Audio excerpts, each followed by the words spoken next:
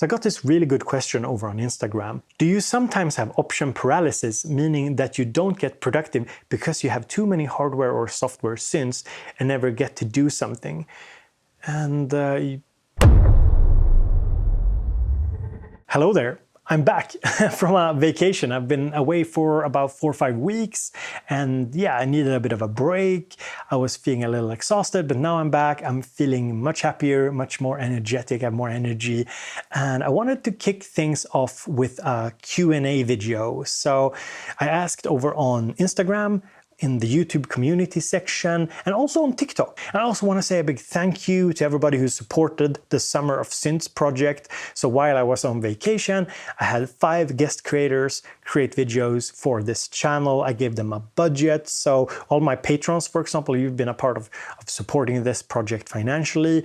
So I gave them a budget. We worked on like a script idea and they made a video, and it's posted now on my channel. So if you haven't seen them, I'll link them down in the description as well. So time to answer some questions about synths, music production, and I guess like life in general. So I got this really good question over on Instagram. Do you sometimes have option paralysis, meaning that you don't get productive because you have too many hardware or software synths and never get to do something? And yeah, that's actually a really good question. And I have personally come to the conclusion that I suffer from this at times. It's a little bit different maybe for me because I'm also testing a lot of new gear.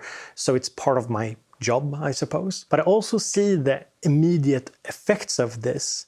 It can sometimes set me back in my own creative process. When you get something new into the studio, you have to learn it. And that can take away from productivity because, of course, being productive in the studio has less to do with new cool stuff and more to do with having like a workflow setup that enables you. But on the flip side, this romantic notion of like, I just have my computer and one synth and then everything is gonna be fine. That's not the truth either. Like, people are highly productive with big modular rigs. People are highly productive in large studios. People are highly productive with just their laptop. It's not about the amount of things you have. It's about figuring out what works for you. And that's the annoyingly complicated part of the creative journey, that you actually have to figure this out for yourself, because there is not just one answer that will help everybody. Jukasaurus Rex, now that's a nickname for you. He asks, how was your vacation? How did you feel with the gear you brought along with you? Glad you made it back safely. Well, thank you. First off, the vacation was great. I had a lot of people asking me, how was the vacation? How are you feeling? I'm feeling much better, thank you. I'm feeling more energetic, more happy. And how did I feel about my summer synth setup? Well, I actually ended up using mostly the Machina. That became like the thing that I picked up and used pretty much every day.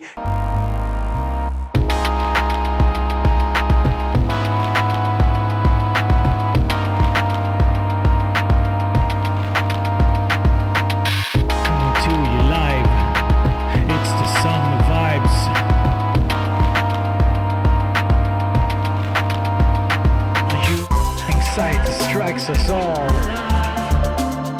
Depression gets a hold of our soul. Feels like the world is crushing in on you. Interpreting events the worst for you. Feels like the world is crushing in on you. The sun is here up in the sky.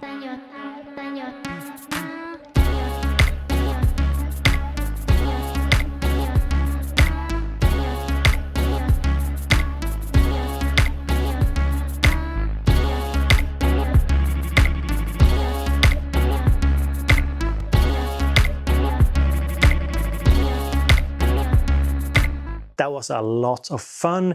I made a lot of music, worked really well. It was really nice to just have this one device that I focused on, and I made a lot of music. Hopefully you'll see and hear some of that music in an upcoming album. So yeah, worked out pretty well.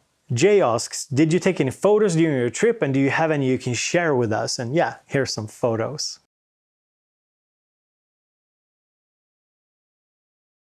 What upcoming gear that is announced but not yet available are you most excited for? And I think the answer would be the new Electron. No, I'm just kidding. There's no new Electron that I know of anyway. I mean, we'll see. Actually, I don't have like something that I'm super excited about currently. Yeah, it's kind of a strange sensation. There's usually stuff on the horizon that I'm excited about.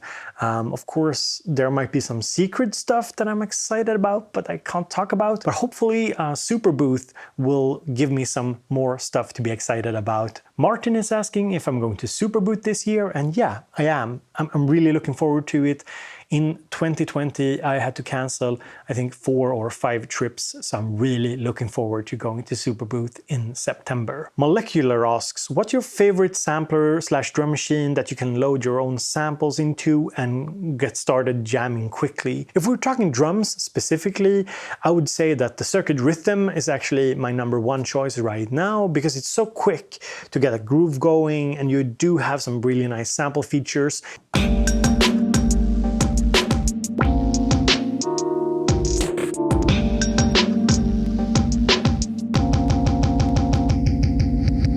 You can sample, say, an analog drum machine really quickly into it.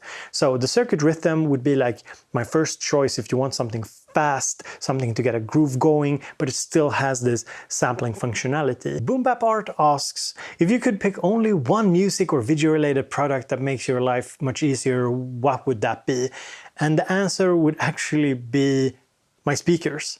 So I have the Eve Audio SC3070s. I bought them and I think that they're lovely. A pair of really good speakers does help a lot. And sure, you can get the job done on more budget-friendly speakers. I'm not saying that you can't. So yeah, with the speakers, there's a definite before and a definite after. And if I had to sell everything, the speakers would be among the last to go. Poiki asks, hey, is there any old piece of gear you don't use anymore but will never get rid of because of an emotional link or so? I think I'll probably never sell my original circuit. I've actually thought about just giving it to my daughter. She's getting more and more into music. So the original circuit I'll probably never get rid of because it was kind of the start of this YouTube channel. Rodrigo asks, do you miss being a therapist and a university professor? So if you don't know, I'm a licensed therapist, psychotherapist here in Sweden, and I'm also a university teacher. So I wasn't technically, like in some countries, I would have had a professor title, but in Sweden I didn't. So if I miss it, honestly, there's not many days where I wake up and I'm like, yeah, I really miss being employed in those institutions, like in the healthcare system and the higher educational system. Do I miss the kind of job I did? Yeah, I miss the patients, I miss the students, but I also have some upcoming projects, maybe a psychology-oriented YouTube channel where I can take advantage of all that I've learned from those occupations. Magnus Eriksson has a really fun question. If I could just pick one Groovebox and one synthesizer that I had to live with like for the rest of my life, which one would I pick? So I would 100% pick the Machina Plus for 2 reasons. It's super versatile, it can do everything I want it to do basically, and it's also a workflow that I really like. I really like it as an instrument. It's where I often start when I make a song, either on the Machina Plus or the Machina MK3. For a synthesizer, I would actually go with the Arturia Polybrute because I really like the tone of it. I think it's a beautiful synthesizer. Of course, it's like an easy pick because it's a really expensive synth as well. So, you know, feature-packed, super cool synthesizer that I, could have fun with for years and years and years.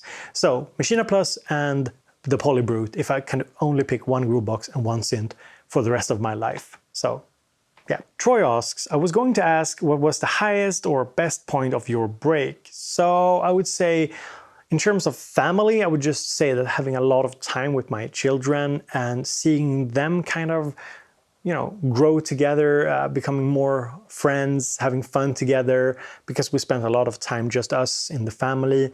That was really nice. And in terms of like personal growth, I would say that just waking up every morning for an entire week and just sitting down before the kids are up and just making music on my Machina and just having a good time and actually being really creative and not having like a care in the world, not like pushing myself in a certain direction. That was like really rewarding, and I'm gonna take some of that with me back home now when I'm working. bonurmimusic asks, with the latest MPC version 2.10 firmware, are Grooveboxes moving too close to being fully fledged DAWs? Is there a danger that all those features will put people off? I think the answer is yes. But that's not really a bad thing, is it? It's different categories of products for different people, for different use cases. So we have the fully fledged workstations like Machina Plus and the MPC lineup. And we also have the same over on the keyboard side of things, which say the Roland Phantom, for example, which is, you know, a real workstation keyboard. But there's definitely a huge group of people who are drawn towards more classic Grooveboxes, more limited devices. For example, Electron Digitact or other Electron Grooveboxes like the Octatrack or Analog Rhythm. They are way more limited than something like the MPC-1 or the Machina Plus. But there's still a huge audience for them, because more functionality doesn't necessarily mean that it's a better instrument. It's just a different kind of instrument, and some people want the simplicity of, say, a Digitact over something like all the features and the depth of something like an MPC-1 or Machina Plus. But online in certain communities, there's definitely this mindset that more features and better specs equals a better instrument, and I think that's demonstrably false. So at the end of the day, for creative people, it's not about the features or the specs, it's about having something, an instrument that works for you and not against you. So that's my take on it. UXcelsior asks, any tips on sound treatment for a home studio? Less, more, wool or foam? So I'm not sure about wool. Yeah, I guess that could work. I think you mean like glass fiber or insulation. So yeah, foam, generally a big no-no. I know that there's higher grade, more like professional acoustic foam from certain companies that is quite good, that has decent properties. But for the most part, just skip it. It's way expensive for what it is. And it's actually not very tricky to build. Like these you see behind me, these are just like wooden frames with insulation. I think it's some kind of glass fiber inside of them, or rock wool. I don't remember exactly. But yeah, definitely go with some kind of glass fiber or rock wool. Don't go with foam. Look up some basic tutorials on how to construct it. Make sure that it's sealed properly, the material, because it can be bad to breathe in. So look that up as well. And I would say, yeah, more is always kind of good. Like it's hard because you won't get perfect room acoustics or even near it. I don't even have nearly perfect room acoustics, and I've spent quite a lot of money on this setup here, because room acoustics is physics, and unless you're really good at calculating this stuff, you probably won't know exactly what you're doing. But just treating first reflections, maybe treat the ceiling. I still need to do that. I still have a couple of absorbers I want in the ceiling, like a cloud here above me. But treating first reflections, the corners, maybe the ceiling, and that's pretty good. And maybe the wall behind you. So those would be some simple tips. So thank you so much for watching today's Q&A, and if I didn't get to your question, I am sorry. I had to, pick the ones that I had a good answer to, basically. So I hope you have a great day, and yeah, we'll talk more in future videos.